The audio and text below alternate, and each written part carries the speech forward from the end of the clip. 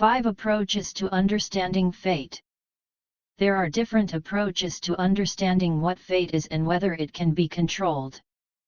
It's important to note that there are no right or wrong approaches among them. Everyone is free to choose the one that resonates most with them. 1. The religious perspective.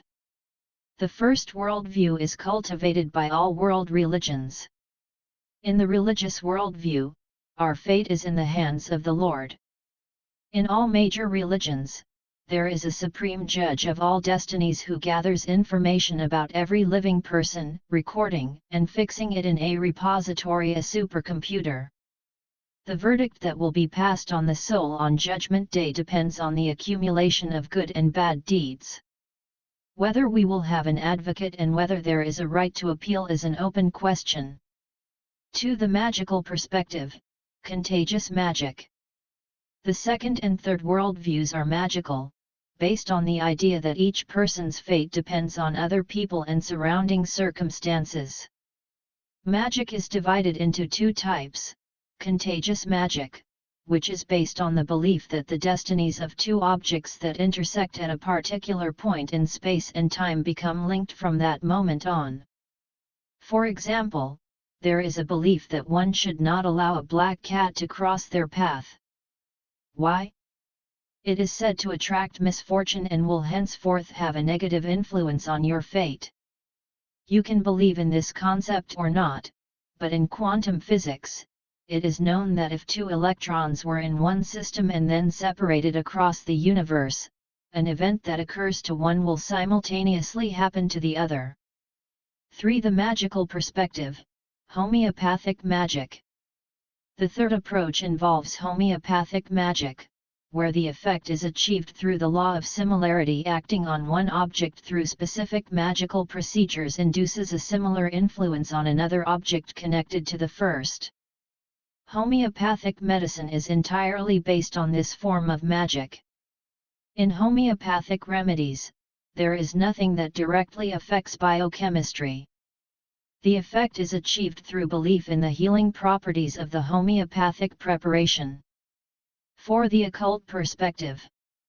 The fourth position is occultism, which is based on the postulate that a person's fate depends on certain facts of their life, such as the date and time of birth, the position of the stars at that moment, and so on.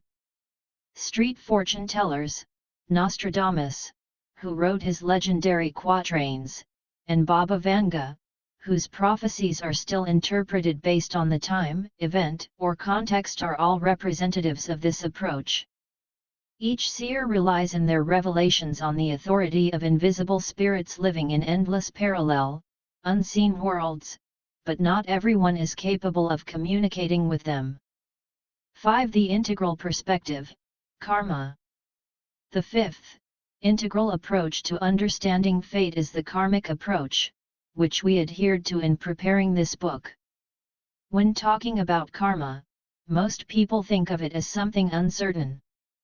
According to Indian tradition, to be reborn into the next state at a higher level, certain rules must be followed. If all the rules are observed, then the person has the opportunity to take a step to the next level. This set of rules necessary for the soul to be reborn into a new state is called karma. Each person follows their unique life path. In search of karma. In the process of searching for the karmic laws presented in the 54 subsequent chapters of this book, we have tried to consider the vast potential of religious, cultural, natural, scientific, and legal traditions to understand the mechanisms that influence human fate. How successful we have been in this endeavor is for the readers to judge. No, not just readers, but co-authors, those who are genuinely engaged with the KarmaLogic project and who will test the proposed karmic patterns through their own experience and intuition.